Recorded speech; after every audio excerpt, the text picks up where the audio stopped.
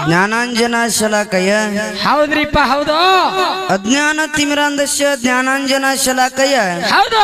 ಚಿಕ್ಷೂರು ಮಿಲಿತಂ ಏನ ತಸ್ಮೈ ಶ್ರೀ ಗುರುವೇ ನಮಃ ತಸ್ಮೈ ಶ್ರೀ ಗುರುವೇ ನಮಃ ಅಂತ ಹೇಳುತ್ತಾ